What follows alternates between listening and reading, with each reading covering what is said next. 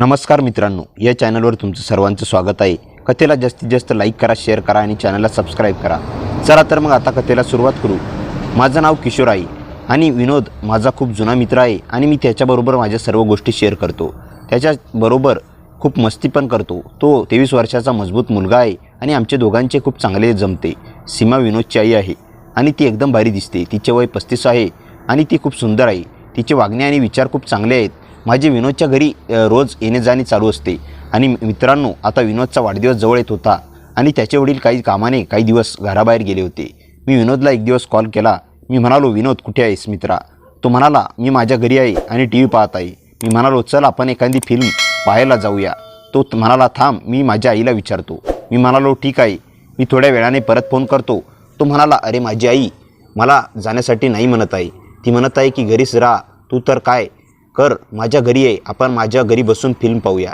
मी म्हणालो, ठीक आहे, मी फक्त 10 मिनिटात तुझ्याकडे येतो। म्हणाला, ठीक आहे असं म्हणून मी फोन ठेवला आणि मी त्याच्या घरी जाण्यासाठी खूप उत्साही होतो, कारण मला ती काकू खूप आवडते आणि मला ती पाहायला मिळणार होती। मी मस्त आवरून सेंट मारून तयार होऊन जायचे ठरवले आणि मी तयार होऊ लागलो आणि मनातल्या मनात खूप खुश होत होतो आणि मनात गाणं पुटपुटत होतो। मी माझा मेकअप आवरत होतो आणि तिला बघायची संधी सोडायची नव्हती। मी तयार झालो आणि विनोदच्या घरी जायला निघालो। डोळ्याला चष्मा, हातात घडी आणि अंगावर मस्तपैकी परफ्यूम मारून गाडीवर बसलो आणि गाडीला किक मारली आणि काकूचा विचार करत मी विनोदच्या घरी पोहोचलो। राहुल म्हणाला, अरे पप्पा एका आठवड्यासाठी बाहेर गेले आहेत आणि आई आता झोपली आहे। मी म्हणालो, यार सुट्ट्या असून सुद्धा आपण मस्ती आणि मज्जा केली नाही, तर आता बाहेर बोर होत आहे। बरं ते जाऊ दे, तू मला एक सांग, तू तर आज अंजलीला भेटायला जाणार होतास ना? तो म्हणाला, नाही यार, नाही आज जाऊ शकलो नाही, घरी खूप काम होते आणि आई नाराज होईल म्हणून नाही गेलो। मी म्हणालो, काही हरकत नाही, जाऊ दे, नाहीतर आपले बोलणे काकू ऐकेल। तो म्हणाला, चल आता फिल्म पाहूया, मी काल सतीशकडून घेऊन आलो आहे। सतीश म्हणत होता की ही आत्ताच रिलीज झालेली नवीन मूवी आहे आणि खूप भारी आहे म्हणत होता। मी म्हणालो, हो चल, खूप दिवस झाले आहेत फिल्म पाहून। मग आम्ही विनोदच्या रूमवर जाऊन फिल्म पाहू लागलो आणि एका तासाने काकू उठली आणि आमच्या रूममध्ये आली। तिथे आम्ही फिल्म पाहत होतो। काकू म्हणाली, काय पाहत आहात तुम्ही दोघे? मी म्हणालो, नमस्कार काकू। विनोद म्हणाला, फिल्म पाहत आहोत काकू म्हणाली, ठीक आहे, मी तुमच्यासाठी काहीतरी खायला घेऊन येते। असं बोलून काकू किचनमध्ये जाऊ लागली आणि मी तिला पाहत होतो। तिला मागून खूप सुंदर दिसत होती। तिला पाहण्याची एकही संधी मी सोडत नव्हतो आणि मी विचार करत होतो, पण स्वतःला सावरत मी पुन्हा फिल्म पाहू लागलो। आणि जवळपास काकू 20 मिनिटे झाल्यावर आमच्यासाठी चहा आणि स्नॅक्स घेऊन आली आणि ती पण आमच्याबरोबर बसली आणि आम्हाला म्हणाली, घे ना चहा पी। आणि आम्ही दोघे हातात चहा घेऊन नाश्ता करू लागलो। मग काकूने मला विचारले की तुझा अभ्यास कसा चालू आहे? मी म्हणालो, खूप चांगला चालू आहे। काकू म्हणाली, तू आजकाल घरी काय येत नाहीस? मी म्हणालो, काकू परीक्षा आहे त्यामुळे मला जास्त वेळ मिळू शकत नाही। काकू म्हणाली, चांगली गोष्ट आहे आणि तुमचा अभ्यास चांगला करा। मी म्हणालो, अरे विनोद, तुझा वाढदिवस 3 दिवसांनी आहे, तू साजरा करणार आहेस ना? तो म्हणाला, अरे तुला चांगले माहीत आहे की आता पप्पा घरी नाहीत आणि त्यामुळे खूप अवघड आहे। मी म्हणालो, मला काही माहीत नाही, मला पार्टी हवी आहे। तो म्हणाला, अरे पण मी म्हणालो, मला पण बिन काही माहीत नाही, मी तुझ्या घरी येणार, मग मी काकू आणि तू मजे करू। काय काकू बरोबर बोलतो ना मी? काकू म्हणाली, हो ठीक आहे, मी जेवण तयार करते। मी विनोदला विचारले, काय विनोद बरोबर आहे ना? तो म्हणाला, ठीक आहे यार। आमचे बोलणे चालू झाले होते आणि मूवी पण पाहत होतो। मूवीमध्ये चांगले सीन होते। त्या सीनमध्ये मी काकूला आठवून त्यांचे स्वप्ने पाहत होतो आणि नकळत चोरून मी त्यांना पाहत होतो। खरंच खूप भारी दिसत होती। तिच्या गालावरची खडी आणि तिचे लांब सडक केस आणि मोठमोठे डोळे खरंच मनाला वेड लावणारे होते। पण मी विचार करू लागलो की एवढ्या सुंदर काकूला सोडून काका कुठे गेले असतील? एवढी सुंदर बायको घरी असताना त्यांना कसे काय बाहेर जावे वाटते असेल? काकांची खूप मज्जा असेल आणि ते किती प्रेम करत असतील त्यांच्यावर, असे भलते असले विचार मी करत होतो। काकूंचा आवाज तर खूपच गोड होता। काकूचे बोललेले मला एकसारखे ऐकत राहावे असे वाटत होते। त्यांचा स्वभाव खूप छान होता, परंतु मला त्या थोड्याशा चिंतित वाटत होत्या। मी पूर्ण पिक्चर संपेपर्यंत त्यांचे स्वप्न पाहत होतो आणि मध्ये त्यांना चोरून पाहत होतो। त्याच सुंदर दिसणं मला वेळ लावत होतं। मूवी संपण्याची वेळ आली होती आणि तसा मी थोडा भानावर आलो। मूवी पूर्ण झाल्यानंतर आम्ही थोड्या गप्पा मारल्या, थोडीशी मजाक मस्ती करू। मी म्हणालो, आता मी तुझा वाढदिवसाला येईन, ठीक आहे काकू, मी निघतो आता। काकू म्हणाले, ठीक आहे। आता मी माझ्या घराकडे निघालो। मी बाहेर विनोदला सांगितले की मित्रा, तू अजिबात काळजी करू नकोस, मी माझ्याबरोबर विस्की घेऊन येईन। तो म्हणाला, अरे आईसमोर तू काय माझी वाट लावणार आहेस का? मी म्हणालो, अरे विनोद, त्याची काळजी तू करू नकोस, काकूला मी तयार करेन, ठीक आहे बाय। तो म्हणाला, ठीक आहे बाय। मग मी माझ्या घरी आलो आणि मी घरात येऊन काकूंचा विचार करू लागलो. काकूला कसे पटवावे आणि त्यांना आपल्या जाळ्यात ओढावे. आणि मग माझ्या मनात आले की खूप वेळानंतर मला त्याच्या वाढदिवशी ती संधी मिळाली होती. आणि मनात विचार करत मी संध्याकाळी जेवण केले आणि लगेच माझ्या रूममध्ये जाऊन अजून काकूंचा विचार करत होतो. काकूंचा विचार करता करता मला कधी झोप लागली हे समजले नाही. सकाळी उठून मी लवकर माझे आवरले आणि मग मी विनोदला फोन करून वाढदिवसाच्या शुभेच्छा दिल्या आणि त्याला पार्टीचे विचारले. तर तो म्हणाला की तू संध्याकाळी 7 वाजता माझ्या घरी ये. मी म्हणालो ठीक आहे. आणि मग मी फोन कट केला. आणि आता मी काकूचा विचार करत होतो. हृदयाची धडधड पण वाढली होती.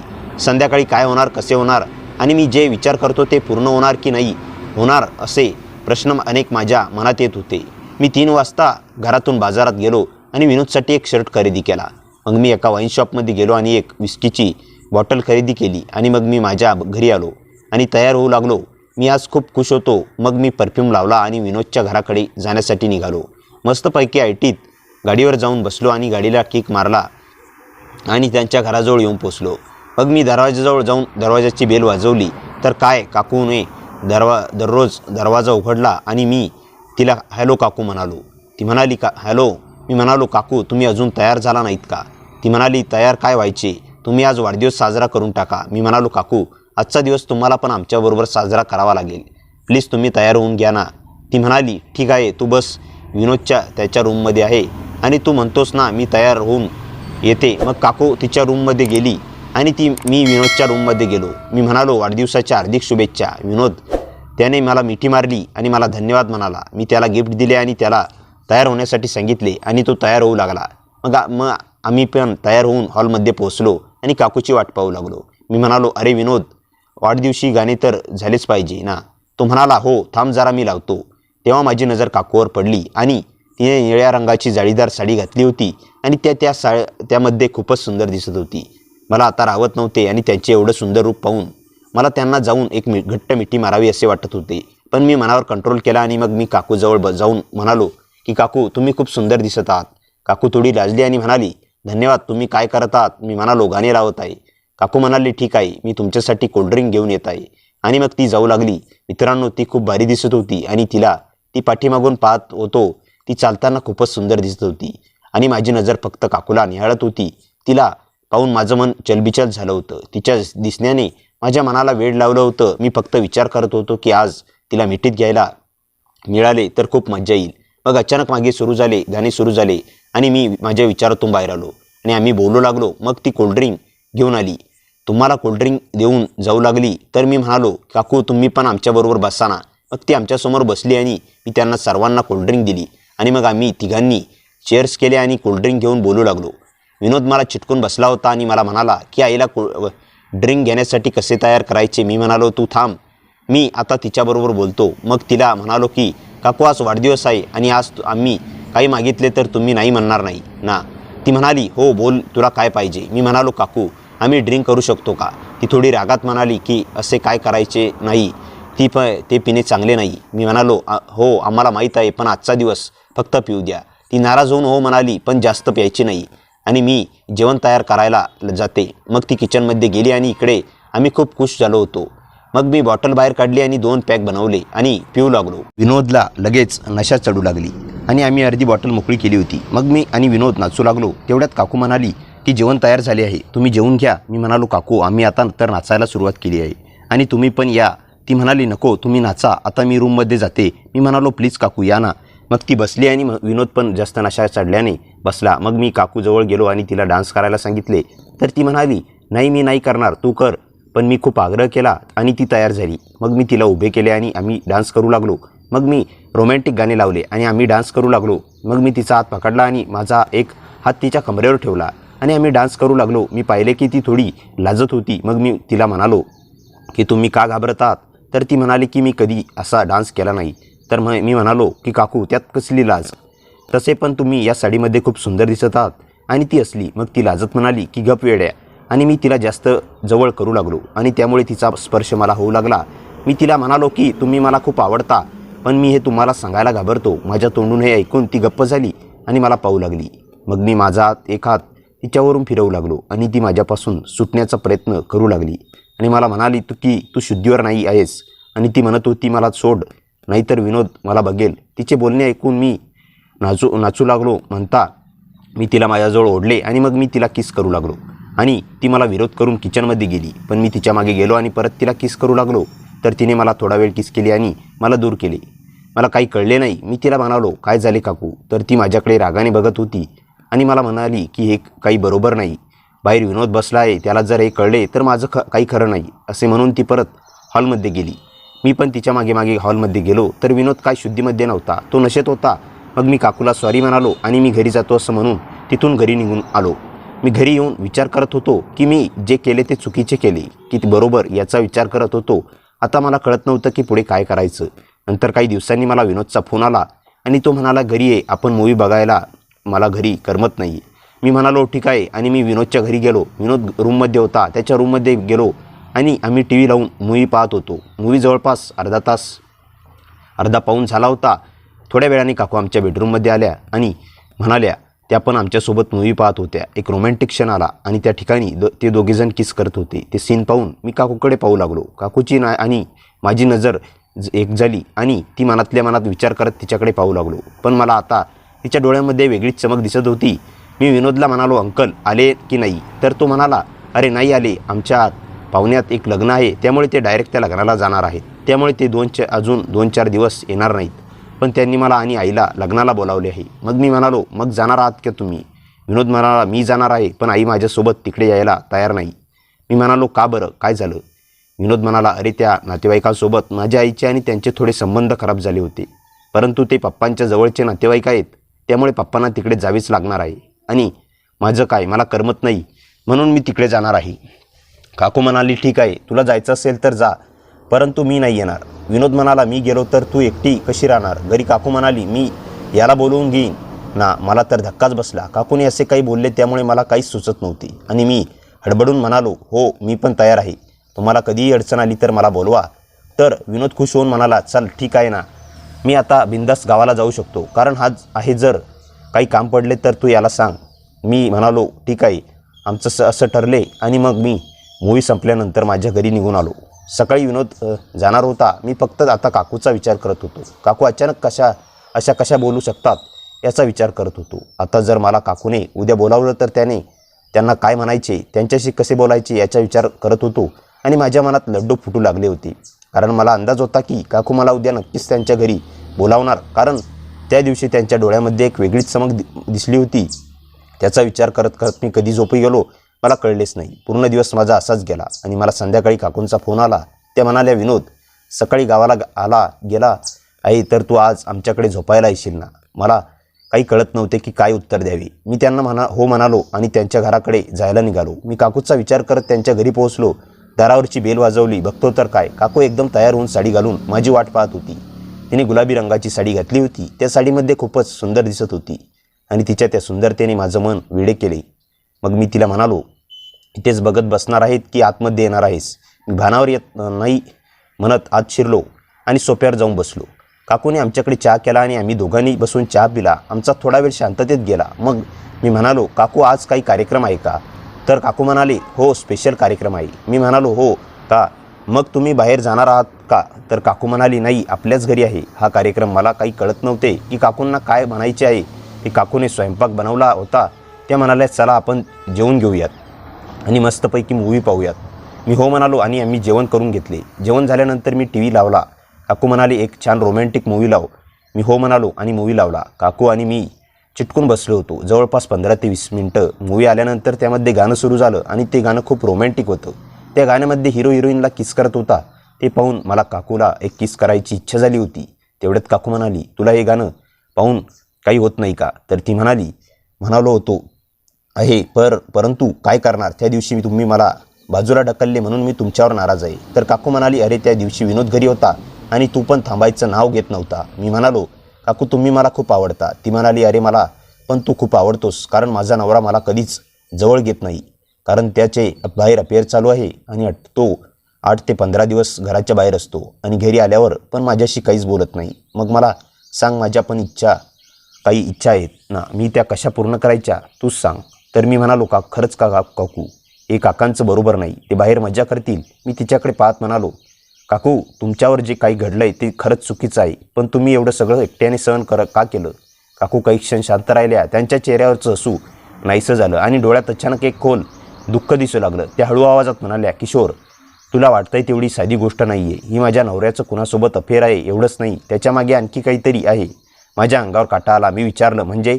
काकू उठल्या आणि खिडकीजवळ जाऊन बाहेर पाहू लागल्या. बाहेर अंधार पसरला होता. त्या म्हणाल्या, गेल्या काही महिन्यांपासून तो रात्री उशिरा कुणाशी तरी फोनवर बोलतो. फोन आला की माझ्यापासून दूर जातो. मी एकदाच त्याचा फोन पाहण्याचा प्रयत्न केला होता, पण त्याने मला इतकं घाबरवलं की पुन्हा कधी त्याच्या गोष्टीत ना खुपसण्याची हिंमत झाली नाही. मी म्हणालो, पण काकू, तुम्ही मला हे सगळं आजच का सांगत आहात? त्या माझ्याकडे वळल्या आणि म्हणाल्या, कारण मला तुझ्यावर विश्वास ठेवायचा आहे. त्या शब्दांनी माझं मन हलून गेलं. मी काही बोलणार इतक्यात काकूंच्या फोनवर अचानक एक मेसेज आला. त्यांनी फोन हातात घेतला आणि मेसेज पाहताच त्यांच्या चेहऱ्याचा रंग बदलला. मी विचारलं, काय झालं? त्या काहीच बोलल्या नाहीत. मी पुन्हा विचारलं तेव्हा त्यांनी फोन माझ्यासमोर केला. मेसेजमध्ये फक्त एकच वाक्य होतं, विनोद उद्या परत येण्याआधी घरातलं सगळं मला कळलं पाहिजे. माझ्या छातीत धडधड सुरू झाली. मी म्हणालो, हा मेसेज कोणाचा आहे? काकूंनी स्क्रीन बंद केली आणि कुजबुजल्या, मला माहीत नाही. मी म्हणालो, पण नंबर सेव्ह केलेला आहे का? त्या म्हणाल्या, नाही, हा नंबर गेल्या आठवड्यापासून मला वेगवेगळे मेसेज पाठवत आहे. मी स्तब्ध झालो. आतापर्यंत मला वाटत होतं की फक्त दोन माणसाच्या भावनांची गोष्ट आहे, पण आता या सगळ्यामागे कोणीतरी तिसरं व्यक्ती होतं. मी काकूंना विचारलं, काकू, तुम्ही पोलिसांना सांगितलं का? त्या लगेच म्हणाल्या, नाही, अजून नाही. मी म्हणालो, का? त्या माझ्याकडे पाहत म्हणाल्या, कारण मला भीती वाटते की हे लोक विनोदला काही करतील. हे ऐकताच माझ्या मनातला सगळा रोमॅन्टिक विचार कुठेतरी नाहीसा झाला. मला पहिल्यांदाच जाणवलं की काकू मला फक्त जवळकीसाठी बोलवत नव्हत्या, त्या कदाचित एखाद्या मोठ्या संकटात अडकल्या होत्या. तेवढ्यात बाहेर अचानक गाडी थांबल्याचा आवाज आला. आम्ही दोघांनी एकमेकांकडे पाहिलं. काकूंच्या हातातून फोन जवळजवळ खाली पडला. त्या हळू आवाजात म्हणाल्या, किशोर, आज रात्री कुणालाही या घरात येऊ देऊ नकोस. मी दरवाजाकडे पाहत उभा राहिलो. बाहेर कुणीतरी हळूहळू दरवाजा येत होतं. बेल वाजली, एकदा, दोनदा, तिसऱ्यांदा. काकू माझ्याजवळ येऊन कुजबुजल्या, तो विनोद? नाही. मी विचारलं, मग कोण आहे? यांनी थरथर उत्तर दिलं, माझा नवरा. इतक्यात लवकर परत येणार नव्हता. मग दरवाजाबाहेर कोण आहे? बेल पुन्हा वाजली. यावेळी आवाजात एक पुरुषाचा आवाज आला, सीमा, दरवाजा उघड. काकूंच्या चेहऱ्यावर भीती स्पष्ट दिसत होती. ते माझ्याकडे पाहून म्हणाल्या, किशोर, मला वाटतं आता तुला माझ्या नवऱ्याचं खरं गुपित सांगण्याची वेळ आली आहे. मी काही बोलण्याआधीच बाहेरून पुन्हा आवाज आला, मला माहीत आहे की तू एकटी नाहीस, सीमा. त्या एका वाक्याने माझ्या पायाखालची जमीन सरकली, कारण बाहेरच्या माणसाला माझ्या इथे असण्याची माहिती होती. बाहेरून आलेला आवाज आणि माझ्या अंगावर काटा आला आणि हे ऐकून काकू माझ्याकडे पाहत होत्या आणि त्यांच्या डोळ्यात भीतीसोबत एक वेगळीच भावना होती. त्या हळू आवाजात म्हणाल्या, किशोर, काही झालं तरी आता दरवाजा उघडू नकोस. मी मान हलवली. काही क्षण आम्ही दोघेही शांत उभे राहिलो. बेल पुन्हा वाजली, पण यावेळी काकूंनी माझा हात घट्ट पकडला. त्यांच्या हातांचा स्पर्श मला जाणवला आणि काही क्षणासाठी माझं लक्ष त्या रहस्यमय माणसापासून हटून तिच्याकडे गेलं. त्या माझ्या अगदी जवळ उभ्या होत्या. मी हळू आवाजात विचारलं, काकू, तुम्ही घाबरू नका, मी तुमच्यासोबत आहे. त्या माझ्याकडे पाहून मंद असल्या आणि म्हणाल्या, मला माहीत आहे, म्हणूनच कदाचित मी तुला इथे बोलावलंय. तेवढ्यात बाहेरचा दरवाजा अचानक बंद झाला. आम्ही दोघांनी दरवाजाकडे पाहिलं. काही सेकंद गेले आणि मग काकूंच्या फोनवर एक मेसेज आला. त्यांनी तो उघडला आणि त्यांच्या चेहऱ्यावर पुन्हा धक्का उमटला. मेसेजमध्ये लिहिलं होतं, दरवाजा उघडण्याची गरज नाही, मी गेलो आहे, पण तुझ्या घरातला पाहुणा कोण आहे हे मला माहीत आहे. माझ्या अंगावर शहारा आला. मी म्हणालो, काकू, त्याला माझ्याबद्दल कसं माहीत? काकूंनी उत्तर दिलं नाही. त्या सरळ त्यांच्या बेडरूममध्ये गेल्या आणि कपाटातून एक जुना लिफाफा बाहेर काढला. त्यांनी तो माझ्या हातात दिला. मी लिफाफा उघडला आणि आत काही फोटो पाहून थक्क झालो. त्या फोटोमध्ये काकूंचे पती एका अनोळखी व्यक्तीसोबत दिसत होते, पण त्याहून धक्कादायक गोष्ट म्हणजे त्या फोटोच्या मागे काही तारखा आणि ठिकाणांची नोंद होती. मी विचारलं, हे काय आहे? काकू म्हणाल्या, गेल्या वर्षभरात माझ्या नवऱ्याने कुठे कुठे प्रवास केला आणि कोणाला भेटला याचीही माहिती आहे. मी फोटो एक एक करून पाहत होतो. अचानक एका फोटोमध्ये माझी नजर टपकली. त्या फोटोच्या पार्श्वभूमीत विनोद दिसत होता. मी घाबरून म्हणालो, काकू, हा विनोद आहे ना? काकू माझ्या हातातून फोटो घेऊन पाहू लागल्या. काही क्षण त्यांना शब्दच फुटले नाही. त्या म्हणाल्या, हो, पण हा फोटो 3 महिन्यापूर्वीचा आहे. त्या दिवशी विनोद मला सांगत होता की तो कॉलेजमध्ये होता. आम्ही दोघेही स्तब्ध झालो. मला अचानक जाणवलं की या घरात आपण ज्यांना ओळखतो त्यांच्याबद्दलही आपल्याला सगळं माहीत नाही. काकूंच्या डोळ्यात पाणी आलं. मी त्यांच्या जवळ जाऊन म्हणालो, काकू, तुम्ही एकट्या नाही आहात. त्या माझ्याकडे पाहत राहिल्या. काही क्षणांनी त्यांनी माझ्या खांद्यावर डोकं ठेवलं. माझं मन भरून आलं. मी त्यांच्या भावना समजून घेत शांतपणे म्हणालो, तुम्हाला ज्या गोष्टीची भीती वाटते तिचा सामना आपण दोघं मिळून करू. त्या हळू आवाजात म्हणाल्या, किशोर, मला तुझ्यावर विश्वास ठेवायचा आहे, पण मला एक गोष्ट सांग. मी म्हणालो, काय? त्या म्हणाल्या, मला तुझ्याबद्दल नेमकं काय वाटतं? अचानक माझ्याकडे उत्तर नव्हतं. मी काही क्षण शांत राहिलो आणि म्हणालो, मला तुमची काळजी वाटते. तुमच्यासोबत काही चुकीचं व्हावं असं मला अजिबात वाटत नाही. आणि हो, माझ्या मनात तुमच्यासाठी भावना आहेत. काकूंनी माझ्याकडे पाहिलं. त्यांच्या चेहऱ्यावर राग नव्हता, पण एक गंभीर शांतता होती. त्या म्हणाल्या, भावना असणं चुकीचं नाही, पण त्या भावनांमुळे आपण कुणाचं आयुष्य उद्ध्वस्त करायला नको. मी मान खाली घातली. त्यांनी माझा हात हातात घेतला आणि म्हणाल्या, आज मला तुझी गरज एका मित्रासारखी आहे. मी म्हणालो, मी तुमच्यासोबत आहे. तेवढ्यात अचानक घराच्या मागच्या बाजूने काहीतरी पडल्याचा मोठा आवाज झाला. आम्ही दोघांनी एकमेकांकडे पाहिलं. काकूंनी दिवे बंद केले. मी हळूच खिडकीजवळ गेलो आणि बाहेर पाहिलं. अंगणात कुणीतरी उभं होतं. त्याच्या हातात एक छोटासा टॉर्च होता. अचानक त्याने वर पाहिलं आणि थेट आमच्या खिडकीकडे प्रकाश टाकला. काकूंनी माझा हात पकडला आणि मला मागे ओढलं. काही क्षणांनी फोनवर पुन्हा मेसेज आला, तुम्ही दोघांनी जे शोधलं आहे ते फक्त सुरुवात आहे. उद्या सकाळी विनोद घरी परत येईल आणि त्याला त्याच्या वडिलांचं खरं रूप समजेल. मेसेज वाचून माझ्या डोक्यात एकच प्रश्न घुमू लागला, विनोदच्या वडिलांचं खरं रूप नेमकं काय होतं? आणि त्याहून मोठा प्रश्न, त्या सगळ्या कटात काकूंची भूमिका काय होती? काकू माझ्याकडे पाहून म्हणाल्या, किशोर, उद्या सकाळ होण्याआधी आपल्याला हे रहस्य सोडवावंच लागेल. मी त्याच्याकडे पाहिलं आणि मनात ठरवलं, आता ही फक्त प्रेमाची गोष्ट राहिली नव्हती. ही एक अशा सत्याची सुरुवात होती ज्यामुळे आमच्या तिघांचं आयुष्य कायमचं बदलणार होतं. रात्र वाढत चालली होती आणि घरात एक विचित्र शांतता पसरली होती. काकू आणि मी हॉलमध्ये बसलो होतो, पण दोघांच्याही मनात एकच प्रश्न होता, बाहेरचा माणूस नेमका कोण होता? काकूंनी कपाटातून तो जुना लिफाफा पुन्हा बाहेर काढला आणि म्हणाल्या, किशोर, यात अजून एक गोष्ट आहे जी मी तुला आजपर्यंत कुणालाही सांगितलेली नाही. त्यांनी लिफाफ्याच्या आतून एक छोटी चावी काढली. मी आश्चर्याने विचारलं, ही कशाची चावी आहे? काकू म्हणाल्या, मला माहीत नाही, पण ही चावी माझ्या नवऱ्याच्या जुन्या बॅगेत सापडली होती. मी ती चावी हातात घेतली आणि अचानक माझ्या लक्षात आलं की तिच्यावर एक छोटासा नंबर कोरलेला होता, 17. मी म्हणालो, काकू, घरात 17 नंबरचं काही आहे का? त्या काही क्षण विचार करत राहिल्या आणि अचानक म्हणाल्या, थांब, घराच्या मागच्या खोलीत एक जुना लोखंडी कप्पा आहे, त्यावर 17 नंबर आहे. आम्ही दोघंही त्या खोलीत गेलो. कप्पा वर्षानुवर्षे उघडला नसावा इतका धुळीने भरलेला होता. काकूंनी चावी कुलपात घातली. चावी फिरताच कुलूप उघडलं. आत काही जुने कागद, एक पेनड्राईव्ह आणि एक फोटो होता. फोटो हातात घेताच काकूच्या चेहऱ्यावरचं रक्तच उतरलं. फोटोमध्ये त्याच्या नवऱ्यासोबत आणखी 2 व्यक्ती होत्या आणि त्यापैकी एक व्यक्ती मला ओळखीची वाटत होती. मी फोटोजवळ नेऊन पाहिला आणि माझ्या तोंडून नकळत शब्द बाहेर पडले, काकू, हा तर विनोदचा मामा आहे. काकू आदरल्या. त्यांनी पेनड्राईव्ह हातात घेतली आणि म्हणाल्या, यात काय आहे ते पाहिल्याशिवाय आपल्याला सत्य समजणार नाही. माझ्याकडे लॅपटॉप होता. आम्ही दोघं टेबलाजवळ बसलो. पेनड्राईव्ह जोडली आणि त्यात फक्त 3 फाईल्स दिसल्या. पहिल्या फाईलचं नाव होतं सत्य. ती उघडताच एका व्यक्तीचा आवाज ऐकू आला, सीमा, जर तू हा रेकॉर्डिंग ऐकत असशील तर समज की मला काहीतरी झालं आहे. काकूंच्या डोळ्यात पाणी आलं. आवाज पुढे म्हणाला, तुझ्या नवऱ्यावर विश्वास ठेवू नकोस, पण विनोदवरही लगेच विश्वास ठेवू नकोस. हे ऐकून आम्ही दोघेही थक्क झालो. काकू म्हणाल्या, विनोदवर का? पुढच्या काही सेकंदात रेकॉर्डिंग बंद झालं. दुसरी फाईल उघडली. त्यात काही कागदपत्रांचे फोटो होते. त्यावर काही व्यवहाराची माहिती होती आणि त्या व्यवहारामध्ये विनोदच्या वडिलांचं नाव होतं. पण शेवटच्या कागदावर एक वेगळ्याच व्यक्तीची सही होती. ती सही पाहताच काकूंच्या हातातून कागद खाली पडला. त्या कुजबुजल्या, ही सही विनोदची आहे. त्या माझ्या अंगावर काटा आला. मी म्हणालो, पण विनोद हे सगळं माहीत होतं?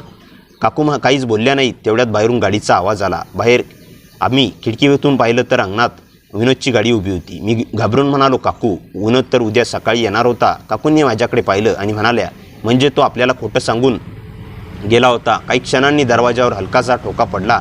आम्ही दोघंही शांत झालो. बाहेरून विनोदचा आवाज आला, आई, दरवाजा उघड. काकूंनी माझा हात पकडला आणि कुजबुजल्या, किशोर, पेनड्राईव्ह लपव, त्याला याबद्दल काहीही सांगू नकोस. मी पेनड्राईव्ह खिशात ठेवली. काकूंनी दरवाजा उघडला. विनोद आत आला. त्याने आधी माझ्याकडे पाहिलं, मग आईकडे. काही क्षण तो काहीच बोलला नाही. नंतर तो हसत म्हणाला, अरे किशोर, तू इथे? मी म्हणालो, हो, काकूंना थोडं काम होतं. विनोदच्या चेहऱ्यावरचं हसू अचानक गायब झालं. तो माझ्याजवळ आला आणि म्हणाला, माझ्या आईला कोणतं काम होतं? काकू मध्येच म्हणाल्या, विनोद, आधी तू एवढ्या रात्री परत का आलास ते सांग. विनोद काही क्षण शांत राहिला. मग त्याने दरवाजा आतून लॉक केला आणि हळू आवाजात म्हणाला, कारण मला माहीत होतं की तुम्ही दोघं ही रात्र एकत्र घालवणार आहात. माझं हृदय जोरात धडधडलं. काकूंच्या चेहऱ्यावर भीती उमटली. विनोदने माझ्याकडे पाहिलं आणि म्हणाला, मला तुमच्या दोघांच्या नात्यापेक्षा एक मोठं सत्य माहीत आहे आणि ते सत्य बाहेर आलं तर आपल्या सगळ्यांचं आयुष्य बदलणार आहे. तो काही क्षण थांबला आणि पुढे म्हणाला, आई बाबांच्या गुपिताचा शोध तू घेत होतीस ना? मला सगळं माहीत आहे. काकूंच्या डोळ्यात अश्रू आले. विनोदने माझ्याकडे पाहिलं आणि शेवटी एक धक्कादायक वाक्य म्हटलं, किशोर, तू या सगळ्या गोष्टीत योगायोगाने आला नाहीस. तुला इथे आणण्यामागे माझाच हात आहे. माझ्या पायाखालची जमीन सरकली. मी थरथरत विचारलं, म्हणजे काय? विनोदने खिशातून एक फोटो काढला आणि माझ्यासमोर ठेवला. त्या फोटोमध्ये मी स्वतः होतो. पण तो फोटो काढला गेला होता त्या रात्रीच्या काही तास आधी, जेव्हा मला वाटलं होतं की मी पहिल्यांदाच त्या घरात आलो आहे. त्या फोटोमध्ये पाहून माझ्या हातापायांना अक्षरशः कंप सुटला. फोटोमध्ये मी विनोदच्या घराच्या बाहेर उभा होतो, पण मला त्या दिवसाची काहीच आठवण नव्हती. मी विनोदकडे पाहून विचारलं, हा फोटो कधीचा आहे? विनोद शांतपणे म्हणाला, तुला काही आठवत नाही ना, कारण हा फोटो तुझ्या नकळत काढला गेला होता. काकूही माझ्याकडे आश्चर्याने पाहत होत्या. मी म्हणालो, पण मी या घरात पहिल्यांदाच आलो होतो तेव्हा. विनोदने माझं वाक्य मध्येच थांबवलं. नाही किशोर, ही पहिली वेळ नव्हती. माझ्या डोक्यात विचारांचं वादळ उठलं. मी भूतकाळ आठवण्याचा प्रयत्न करू लागलो. विनोद पुढे म्हणाला, काही महिन्यापूर्वी माझ्या बाबांचा ऑफिसजवळ तू दिसला होतास. तेव्हापासून बाबांनी तुझ्याबद्दल चौकशी सुरू केली होती. मी धक्क्याने म्हणालो, पण माझा आणि तुझ्या बाबांचा काय संबंध? विनोदने उत्तर दिलं नाही. त्याने टेबलावर एक फाईल ठेवली. फाईल उघडताच माझ्या डोळ्यासमोर माझ्याच नावाची काही कागदपत्रं आली. काकूंनी ती कागदपत्रं हातात घेतली आणि अचानक म्हणाल्या, हे शक्यच नाही. मी विचारलं, काय झालं? त्या एका जुन्या कागदावर बोट ठेवून म्हणाल्या, किशोर, तुझ्या वडिलांचं नाव इथे आहे का? माझ्या छातीत धडकी भरली. माझ्या वडिलांचा या सगळ्याशी काय संबंध होता? विनोद म्हणाला, माझ्या बाबांचा आणि तुझ्या वडिलांचा अनेक वर्षापासून व्यवहार होता, पण काही वर्षापूर्वी त्यांच्यात मोठा वाद झाला आणि मी स्तब्ध होऊन कागदांकडे पाहत राहिलो. काकूंनी हळू आवाजात विचारलं, मग किशोरला या सगळ्यात का ओढलं? विनोद म्हणाला, कारण बाबांना वाटत होतं की जुन्या व्यवहाराचा पुरावा किशोरच्या घरात आहे. मी लगेच म्हणालो, पण याबद्दल मला काहीच माहीत नाही. विनोद माझ्याकडे पाहत म्हणाला, म्हणूनच तुला इथे आणण्यात आलं? माझ्या मनात अचानक काकूंच्या त्या सगळ्या बोलण्याचा विचार आला. त्यांच्या डोळ्यातील काळजी, त्यांचे रहस्यमय फोन, घराबाहेर दिसणारी अनोळखी माणसं, सगळं एकमेकांशी जोडलेलं दिसत होतं. मी काकूंकडे पाहिलं. त्या शांतपणे माझ्याकडे पाहत होत्या. त्यांच्या डोळ्यात आता भीतीपेक्षा विश्वास दिसत होता. त्या म्हणाल्या, किशोर, मला सुरुवातीपासून एक गोष्ट जाणवत होती. तू या घरात फक्त विनोदचा मित्र म्हणून आलेला नाहीस. तुझ्या येण्यामागे काहीतरी कारण आहे. तेवढ्यात विनोदच्या फोनवर कॉल आला. त्याने स्क्रीन पाहिली आणि कॉल कट केला. पुन्हा कॉल आला. यावेळी त्याने फोन उचलला. समोरून काही सेकंद कुणीतरी बोललं. विनोदचा चेहरा अचानक बदलला. तो म्हणाला, काय? आत्ताच. फोन ठेवून तो आमच्याकडे वळला आणि म्हणाला, बाबा गावाला गेले नाहीत. काकूंनी घाबरून विचारलं, मग कुठे आहेत? विनोदने उत्तर दिलं, ते याच शहरात आहेत आणि त्यांना माहीत आहे की आपण तिघेही इथे आहोत. घरात पुन्हा शांतता पसरली. अचानक बाहेर गाडीचा आवाज आला. काकूंनी खिडकीतून पाहिलं आणि त्यांचा चेहरा पांढरा पडला. त्या म्हणाल्या, ही गाडी त्यांची आहे? विनोदने लगेच दिवे बंद केले. आम्ही तिघेही शांत उभे राहिलो. काही क्षणांनी दरवाजावर ठोका पडला. यावेळी आवाज स्पष्ट होता, सीमा, मलाही माहीत आहे तुम्ही या घरात आहात. काकू माझ्याजवळ आल्या. मी त्यांना धीर देत म्हणालो, काहीही झालं तरी आपण सत्य बाहेर काढू. त्यांनी माझ्याकडे पाहून मान हलवली. दरवाजावर पुन्हा जोरात ठोका पडला. विनोदने अचानक माझ्या हातात एक छोटी चावी दिली आणि कुजबुजला, ही घे. माझ्या बाबांच्या जुन्या ऑफिसच्या लॉकरची चावी आहे. जर मला काही झालं तर त्या लॉकरमध्ये जा. तिथे या सगळ्यांचा शेवटचा पुरावा आहे. मी चावी घट्ट पकडली. तेवढ्यात दरवाजाचा हँडल हळूहळू हलू लागला. काकूंच्या डोळ्यात अश्रू होते, पण त्या ठाम उभ्या होत्या. पुढच्या क्षणी बाहेरून आवाज आला, दरवाजा उघडा, नाहीतर मी स्वतः आत येतो. आणि त्याच क्षणी माझ्या फोनवर एक मेसेज आला. नंबर अनोळखी होता. मेसेजमध्ये फक्त एवढंच लिहिलं होतं, तुम्हाला वाटतंय खेळ तुमच्या हातात आहे, पण खरी चाल अजून बाकी आहे. दरवाजावरचे ठोके वाढत चालले होते आणि घरातील प्रत्येक क्षण जणू तासासारखा वाटत होता. विनोदने खिडकीतून बाहेर पाहिलं. हळू आवाजात म्हणाला, तो एकटा नाही आहे. काकूंच्या चेहऱ्यावर चिंता स्पष्ट दिसत होती. मी त्यांच्याजवळ जाऊन उभा राहिलो आणि म्हणालो, काकू घाबरू नका, आपण आधी इथून सुरक्षित बाहेर पडू. त्या माझ्याकडे पाहत काही क्षण शांत राहिल्या आणि म्हणाल्या, किशोर, आजपर्यंत मला वाटत होतं की मी या घरात एकटी आहे, पण आज पहिल्यांदा कोणीतरी माझ्यासाठी उभा आहे असं वाटतंय. त्यांच्या आवाजातील भावनेने माझं मन भरून आलं. मी म्हणालो, तुम्ही माझ्यावर विश्वास ठेवला आहे, तो मी कधीच तोडणार नाही. काकूंनी माझ्या हातावर हात ठेवला आणि हलकंसं हसल्या. त्या क्षणी बाहेरचा धोका काही क्षणासाठी विसरून गेल्यासारखं वाटलं. पण विनोदने अचानक कुजबुजत सांगितलं, दोघांनी मागच्या दरवाजाने बाहेर जा, मी त्यांना थांबवतो. मी लगेच म्हणालो, नाही, आपण तिघंही एकत्र जाऊ. विनोद म्हणाला, माझ्या बाबांना माझ्याशी बोलायचं आहे. ते मला काही करणार नाहीत, पण तुम्ही दोघं इथे राहिलात तर धोका वाढेल. काकूंनी मुलाकडे पाहिलं आणि त्यांच्या डोळ्यात अश्रू आले. त्या म्हणाल्या, विनोद, स्वतःची काळजी घे. विनोदने आईला मिठी मारली आणि म्हणाला, आई, आज सगळं सत्य समोर येणार आहे. आम्ही मागच्या दरवाजातून बाहेर पडलो. घराच्या मागच्या अरुंद वाटेने चालताना काकू माझ्या मागे होत्या. अचानक त्यांचा पाय घसरला आणि मी त्यांना हात देऊन सावरलं. त्या काही क्षण माझ्याकडे पाहत राहिल्या. धन्यवाद, त्या हळू आवाजात म्हणाल्या. मी म्हणालो, तुमच्यासाठी हे काहीच नाही. आमच्या जवळच्या एका जुन्या शेडमध्ये लपलो. तिथे पोचल्यावर काकूंनी मला विचारलं, किशोर, तुला अजूनही माझ्याबद्दल तसंच वाटतं का? मी काही क्षण शांत राहिलो. मग म्हणालो, हो, पण आता मला समजलं आहे की भावना म्हणजे फक्त आकर्षण नाही. तुमची भीती, तुमचं दुःख आणि तुमचं आयुष्य मला खरंच महत्त्वाचं वाटतं. काकूंच्या डोळ्यात पाणी आलं. त्या म्हणाल्या, कदाचित म्हणूनच मी तुझ्यावर विश्वास ठेवला. तेवढ्यात माझ्या खिशातील चावी माझ्या लक्षात आली. विनोदने दिलेली लॉकरची चावी. काकू म्हणाल्या, आपण विनोदने सांगितलेल्या लॉकरपर्यंत पोहोचलं पाहिजे. काही वेळाने आम्ही शहराच्या जुन्या भागात पोहोचलो. तिथे एक बंद ऑफिस होतं. विनोदने दिलेल्या माहितीप्रमाणे मागच्या बाजूला एक छोटं लोखंडी दार होतं. चावी फिरवताच दार उघडलं. आत अंधार होता. आम्ही मोबाईलच्या प्रकाशात पुढे गेलो आणि शेवटी 17 नंबरचा लॉकर दिसला. माझ्या हात थरथरत होते. मी चावी कुलपात घातली. लॉकर उघडताच आत एक काळी फाईल, काही फोटो आणि एक लहान रेकॉर्डर होता. काकूंनी फाईल उघडली आणि पहिल्याच पानावर त्यांचं नाव पाहून त्या स्तब्ध झाल्या. त्यात लिहिलं होतं, सीमा ही या प्रकरणातील साक्षीदार नाही, तीच मुख्य पुरावा आहे. काकूंच्या चेहऱ्यावरचा रंग बदलला. मी पुढची पाने उलटली आणि अचानक एका फोटोवर माझी नजर स्थिरावली. त्या फोटोमध्ये माझे वडील, विनोदचे वडील आणि आणखी एक व्यक्ती होती. पण त्या तिसऱ्या व्यक्तीला पाहून माझ्या हातातून फाईल जवळजवळ खाली पडली. तो माणूस म्हणजे तोच होता जो काही वेळाने विनोदच्या घराबाहेर उभा होता. काकूंनी माझ्याकडे पाहत विचारलं, तू त्याला ओळखतोस? मी हळू आवाजात म्हणालो, हो, पण मला माहीत नव्हतं की तो या सगळ्यात आहे. अचानक रेकॉर्डर आपोआप सुरू झाला. त्यातून विनोदच्या वडिलांचा आवाज ऐकू आला. जर हा रेकॉर्डर कुणाला मिळाला असेल तर समजा माझ्यावर विश्वास ठेवणाऱ्या व्यक्तीनेच माझा विश्वासघात केला आहे. त्यानंतर काही सेकंद शांतता होती. मग आवाज आला आणि सर्वात मोठं सत्य म्हणजे विनोद माझा जैविक मुलगा नाही. काकूंच्या हातातून रेकॉर्डर खाली पडला. त्या माझ्याकडे पाहून स्तब्ध झाल्या. मी काही बोलू शकलो नव्हतो. इतक्यात बाहेर गाडी थांबली. काकूंनी खिडकीतून पाहिलं आणि घाबरून म्हणाल्या, किशोर, ते इथे आले नाही. मी फाईल हातात घेतली. बाहेर पावलांचा आवाज जवळ येत होता. अचानक दरवाजावर 3 ठोके पडले. मग एक आवाज आला, सीमा, आत पळून जाण्याचा काही उपयोग नाही, कारण तुला जे सत्य माहीत झालंय ते माझ्यापेक्षा आधी किशोरला माहीत झालं आहे. मी काकूंकडे पाहिलं. त्या माझ्याकडे पाहत होत्या आणि त्या क्षणी आम्हा दोघांना एकच गोष्ट समजली. या सगळ्या रहस्याचा खरा केंद्रबिंदू नव्हता तर माझं स्वतःचं कुटुंब होतं. दरवाजाबाहेरचे पावलांचे आवाज जवळ येत होते आणि माझ्या हातातील फाईल थरथरत होती. काकू माझ्याकडे पाहून हळू आवाजात म्हणाल्या, किशोर, आता तुला तुझ्या वडिलांबद्दलचं सत्य समजल्याशिवाय या सगळ्यांचा अर्थ लागणार नाही. मी काही विचारण्याआधीच बाहेरून आवाज आला. दरवाजा उघडा.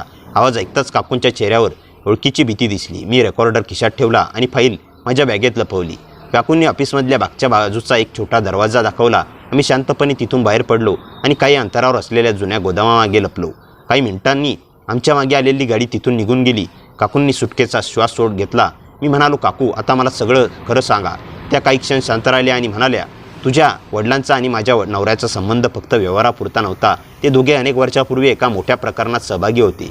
त्या प्रकरणात एका व्यक्तीने त्यांच्या विरुद्ध पुरावे जमा केले होते, पण तो पुरावा गायब झाला आणि त्या व्यक्तीचा अचानक मृत्यू झाला. मी थरथरत विचारलं, मग त्या व्यक्तीचा माझ्याशी काय संबंध? काकू म्हणाल्या, तो माणूस तुझ्या आईचा भाऊ होता. हे ऐकताच मी जागच्या जागी थिजलो. माझ्या डोक्यात जुन्या आठवणींचा गोंधळ सुरू झाला. मला लहानपणी घरात वारंवार एका जुन्या मामांचा उल्लेख ऐकू यायचा, पण त्याच्याबद्दल कोणीच स्पष्ट बोलत नसे. मी काकूंना विचारलं, माझ्या आईला हे सगळं माहीत आहे का? त्या म्हणाल्या, कदाचित, पण तिनेही काहीतरी लपवलं आहे. तेवढ्यात माझ्या फोनवर एक कॉल आला.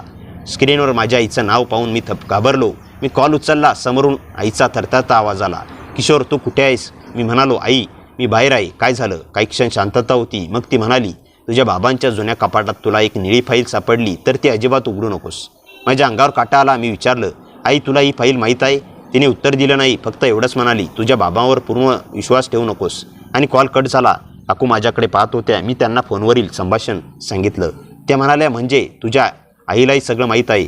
आम्ही दोघं पुन्हा शांत झालो. काही वेळाने काकूंनी माझ्याकडे पाहून विचारलं, किशोर, तुला अजूनही माझ्यासोबत राहायचं आहे? मी म्हणालो, हो, पण आता हे फक्त माझ्या भावनांमुळे नाही, मला सत्य शोधायचं आहे. त्या माझ्याकडे पाहून म्हणाल्या, मग एक गोष्ट लक्षात ठेव, या सत्याचा पाठलाग करताना आपल्याला कुणावरही सहज विश्वास ठेवता येणार नाही. आम्ही दोघे घरी परतण्याऐवजी एका सुरक्षित ठिकाणी जाण्याचा निर्णय घेतला. पण रस्त्यात काकूंचा फोन पुन्हा वाजला. यावेळी नंबर विनोदचा होता. त्यांनी कॉल उचलला. समोरून विनोदचा घाबरलेला आवाज आला, आई, तुम्ही कुठे आहात? काकू म्हणाल्या, तू कुठे आहेस? विनोद काही क्षण शांत राहिला आणि मग म्हणाला, मी सुरक्षित आहे, पण मला एक गोष्ट कळली आहे. काकूंनी विचारलं, काय? विनोद म्हणाला, बाबांनी मला लहानपणापासून जे सांगितलं ते खोटं होतं आणि किशोरच्या बाबाबद्दलही ते खोटं बोललेलं होतं. माझं हृदय जोरात धडधडलं. विनोद पुढे म्हणाला, आई, तुम्ही किशोरवर विश्वास ठेवू शकता, पण त्याच्या बाबावर अजिबात नाही. कॉल अचानक कट झाला. मी काकूकडे पाहिलं.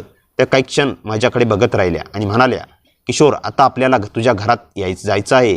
मी विचारलं, का? त्या गंभीर आवाजात म्हणाल्या, कारण तुझ्या बाबांच्या कपाटातील निळी फाईल जर अजून तिथे असेल तर या संपूर्ण रहस्याचं शेवटचं उत्तर त्यातच आहे. त्या रात्री आम्ही माझ्या घराकडे निघालो, पण आम्हाला अजून एक गोष्ट माहीत नव्हती. आम्ही घराच्या जवळ पोहोचत असतानाच माझ्या बाबांचा फोन माझ्या मोबाईलवर आला आणि त्यांनी फक्त एवढंच म्हटलं, किशोर, माझ्या घरात येऊ नकोस, कारण तुझी आई आता माझ्यासोबत नाही. बाबांचा तो फोन ऐकल्यानंतर माझ्या छातीत धडधड सुरू झाली. मी घाबरून विचारलं, बाबा, आई कुठे आहे? पण समोरून काहीच उत्तर आलं नाही. फक्त काही सेकंदांनी कॉल कट झाला. मी काकूकडे पाहिलं. त्या गंभीर आवाजात म्हणाल्या, किशोर, आपण लगेच तुझ्या घरी जाऊया. पण सावधपणे आम्ही रस्त्याने पुढे निघालो. माझ्या मनात हजारो प्रश्न होते. आई कुठे गेली होती? बाबांनी तुझी आई आता माझ्यासोबत नाही असं का म्हटलं होतं? आणि त्या निळ्या फाईलमध्ये नेमकं काय होतं? घराजवळ पोचलो तेव्हा सगळं घर अंधारात होतं. दरवाजा मात्र अर्धवट उघडा होता. मी काकूंना बाहेर थांबायला सांगितलं आणि हळूच आत गेलो. घरात कुणीच नव्हतं. हॉलमध्ये खुर्ची उलटलेली होती आणि टेबलावर आईचा फोन पडला होता. मी तो हातात घेतला. फोन लॉक केला होता, पण स्क्रीनवर आलेला शेवटचा मेसेज स्पष्ट दिसत होता. निळी फाईल कोणालाही देऊ नकोस, विशेषतः किशोरला नाही. माझ्या अंगावर काटा आला. मी काकूंना फोन दाखवला. त्या म्हणाल्या, म्हणजे कुणीतरी तुझ्या आईवर लक्ष ठेवत होतं. आम्ही बाबांच्या खोलीत गेलो. कपाट बंद होतं. मी बाबांना नेहमी वापरायची चावी शोधली, पण ती कुठेच सापडली नाही. तेवढ्यात काकूंना कपाटाच्या खाली एक छोटासा कागद दिसला. त्यांनी तो उचलला. त्यावर फक्त एकच नंबर लिहिला होता, 27. मी म्हणालो, हा नंबर आधीच्या 17 नंबरच्या लॉकरसारखा आहे. काकू म्हणाल्या, कदाचित पुढचा धागा असेल. मी कपाटाच्या मागे हात फिरवला आणि अचानक एक लपलेलं बटन जाणवलं. ते दाबताच कपाटाचा एक भाग बाजूला सरकला आणि मागे एक छोटं गुप्त कप्प दिसलं. आत निळ्या रंगाची फाईल होती. माझ्या हाताला थरथर आली.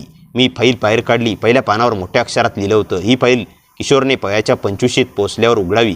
मी थक्क झालो. काकूंनी माझ्याकडे पाहिलं. म्हणजे ही फाईल तुझ्यासाठीच ठेवली होती. मी पुढचं पान उघडलं. त्यात माझ्या जन्माची तारीख, माझ्या बालपणातील काही फोटो आणि माझ्या आईवडिलांची माहिती होती. पण त्यानंतरच्या पानावर एकच वाक्य. माझं हृदय थांबल्यासारखं झालं. किशोरच्या त्याच्या खऱ्या वडिलांबद्दल सत्य सांगण्याची वेळ अजून आलेली नाही. मी काकूंकडे पाहिलंच. त्या स्तब्ध झाल्या. मी कुजबुजलो. म्हणजे माझे बाबा माझे खरे वडील नाहीत. काकू काहीच बोलल्या नाहीत. मी पुढचं पान उलटलं. तिथे एका अनोळखी व्यक्तीचा फोटो होता. फोटोच्या खाली फक्त एक नाव लिहिलेलं होतं, अमोल. आणि त्या खाली एक तारीख, माझ्या आईच्या लग्नाच्या आधीची तारीख. माझ्या डोळ्यासमोर अंधार पसरला. काकूंनी माझ्या खांद्यावर हात ठेवला आणि म्हणाल्या, किशोर, आधी पूर्ण फाईल वाच. अर्ध्या रस्त्यावर निर्णय घेऊ नकोस. आम्ही पुढची पानं उलटू लागलो. त्यात माझ्या आईने लिहिलेल्या काही डायरीच्या नोंदी होत्या. एका नोंदीत लिहिलं होतं, माझ्या मुलाला सत्य कळलं तर त्याचं आयुष्य धोक्यात येईल, म्हणून त्याला सगळ्यांपासून दूर ठेवावं लागेल. मी पुढचं पान उघडलं आणि तिथे एक फोटो होता. त्या फोटोमध्ये माझी आई, अमोल आणि आणखी एक व्यक्ती उभी होती. आणि या तिसऱ्या व्यक्तीला पाहून माझा श्वास अडकला. तो विनोदचा वडील होता. मी घाबरून मागे सरकलो. काकूंनी फोटो हातात घेतला आणि त्यांच्या डोळ्यात अश्रू आले. त्या म्हणाल्या, म्हणजे माझ्या नवऱ्याला हे सगळं कित्येक वर्षापासून माहीत होतं. तेवढ्यात घराबाहेर गाडीचा आवाज आला. आम्ही दोघांनी खिडकीतून पाहिलं. गाडी थांबली आणि त्यातून विनोद उतरला. पण त्याच्यासोबत आणखी एक व्यक्ती होती. मी नीट पाहिलं आणि माझ्या अंगावर काटा आला. तोच अमोल होता. आम्ही काकूंकडे पाहत म्हणालो, काकू, अमोल जिवंत आहे. काकूंच्या हातातून फाईल खाली पडली आणि पुढच्या क्षणी दरवाजा उघडून विनोद आत आला. त्याने आमच्याकडे पाहिलं आणि म्हणाला, किशोर, आता वेळ आली आहे तुला तुझ्या जन्माचं खरं सत्य सांगण्याची. विनोदचे शब्द ऐकून माझ्या मनात असंख्य प्रश्न उभे राहिले. अमोल शांतपणे माझ्यासमोर आला आणि काही क्षण माझ्याकडे पाहत राहिला. त्याच्या डोळ्यात अपराधीपणा होता. तो हळू आवाजात म्हणाला, किशोर, मी तुझा जन्मदाता आहे. माझ्या हातातून निळी फाईल खाली पडली. माझ्यासाठी हा सगळ्यात मोठा धक्का होता. आणि काकूंच्या डोळ्यातही अश्रू आले. अमोल पुढे म्हणाला, तुझ्या आईवरचं माझं खरं प्रेम होतं, पण त्या काळात परिस्थिती अशी होती की तिला दुसऱ्या व्यक्तीसोबत लग्न करावं लागलं. तुझ्या जन्मानंतर तुझं रक्षण करण्यासाठी आम्ही हे सत्य सगळ्यापासून लपवलं. मी काहीच बोलत नव्हतो. विनोद पुढे आला आणि म्हणाला, माझ्या बाबांना या सगळ्यांची माहिती होती. त्यांनी तुझ्या कुटुंबाला धमकावून हे गुपित कायम ठेवायला भाग पाडलं. पण काही वर्षापूर्वी बाबांनी जुन्या व्यवहाराचा गैरफायदा घेतला आणि परिस्थिती हाताबाहेर गेली. मी आईबद्दल विचारलं. अमोल म्हणाला, तुझी आई सुरक्षित आहे. तिला मीच सुरक्षित ठिकाणी पाठवलं आहे. तुझ्या बाबांनी तुला फोन करून जे सांगितलं ते खरं नव्हतं. ते तुला या सगळ्यापासून दूर ठेवण्याचा शेवटचा प्रयत्न करत होते. माझ्या डोळ्यात अश्रू आले. मला रागही येत होता आणि मनात अनेक वर्षापासून दडलेल्या प्रश्नांची उत्तरंही मिळत होती. तेवढ्यात काकूंनी माझ्याकडे पाहून शांतपणे सांगितलं, किशोर, या सगळ्या काळात मी खूप चुका केल्यात. माझ्या आयुष्यातील एकटापणामुळे मी तुझ्या भावनांना वेगळ्या अर्थाने पाहिलं. पण आता मला समजलं आहे की आपल्याला योग्य आणि अयोग्य यामधील सीमा कधीच विसरता कामा नये. मी त्यांच्या डोळ्यात पाहिलं आणि माझ्या मनात त्यांच्याबद्दल भावना होत्या. पण त्या क्षणी मला जाणवलं की त्यांना आधार देणं आणि त्यांच्या आयुष्यात चुकीच्या पद्धतीने हस्तक्षेप करणं यात खूप मोठा फरक आहे. मी म्हणालो, काकू, तुम्ही माझ्यासाठी खूप महत्त्वाच्या आहात, पण आता आपण सगळं योग्य पद्धतीने करूया. त्यांनी मान हलवली आणि माझ्या डोक्यावर हात ठेवत म्हणाल्या, आज तू खरंच मोठा झालास. दुसऱ्या दिवशी आम्ही सगळे मिळून पोलिसांकडे गेलो आणि विनोदच्या वडिलांनी केलेल्या आर्थिक गैरव्यवहाराचे आणि धमक्याचे पुरावे दिले. निळ्या फाईलमधील कागदपत्रे, रेकॉर्डिंग आणि लॉकरमधील पुरावे यामुळे अनेक वर्षापासून लपलेलं सत्य बाहेर आलं. विनोदने आपल्या वडिलांविरुद्ध साक्ष देण्याचा निर्णय घेतला. काही दिवसांनी माझी आई घरी परतली. तिने मला पाहताच घट्ट मिठी मारली आणि तिच्या डोळ्यात अश्रू आणून म्हणाली, मला तुला सगळं आधीच सांगायचं होतं, पण तुझ्या सुरक्षिततेची भीती होती. मी तिच्या हातावर हात ठेवून म्हणालो, आता काही लपवू नकोस. अमोलही आमच्या आयुष्यात परत आला, पण मी त्याला लगेच वडिलांचा दर्जा देऊ शकलो नाही. त्यासाठी मला वेळ लागणार होता, मात्र त्यानेही माझ्यावर कुठलाही दबाव आणला नाही. विनोदसोबतची माझी मैत्रीही कायम राहिली. आम्ही दोघांनी मिळून भूतकाळ मागे सोडण्याचा निर्णय घेतला. सीमा काकूंनीही आपल्या आयुष्याबद्दल स्वतंत्र निर्णय घेतला. त्यांनी नवऱ्यापासून वेगळं होऊन स्वतःच्या पायावर उभं राहण्याचा निर्णय घेतला. काळ पुढे सरकत गेला आणि माझ्या मनातल्या जुन्या भावना हळूहळू एका आधारात बदलल्या. त्या रात्रीपासून मला एक गोष्ट कायमची समजली. आकर्षण क्षणिक असू शकतं, पण विश्वास, आदर आणि नात्यांची जबाबदारी आयुष्यभराची असते. अनेक वर्ष लपलेलं सत्य शेवटी समोर आलं होतं आणि त्या सत्याने आमच्या सगळ्यांची आयुष्य बदलली होती. पण कधीकधी एखाद्या रहस्याचा शेवट सगळं संपलं नसतं, तो एका नव्या आयुष्याची सुरुवात असतो आणि माझ्यासाठी ती सुरुवात होती. मित्रांनो, कथा कशी वाटली कमेंटमध्ये नक्की सांगा. कथेला जास्तीत जास्त लाईक करा आणि हाईप करा आणि आपल्या मित्रमैत्रिणींमध्ये शेअर करा. आणि हो, चॅनलवर नवीन असाल तर चॅनलला सबस्क्राईब करायला विसरू नका. भेटूया पुन्हा अशाच इंटरेस्टिंग आणि धमाकेदार कथेसह. तोपर्यंत हसत राहा, खुश राहा. धन्यवाद.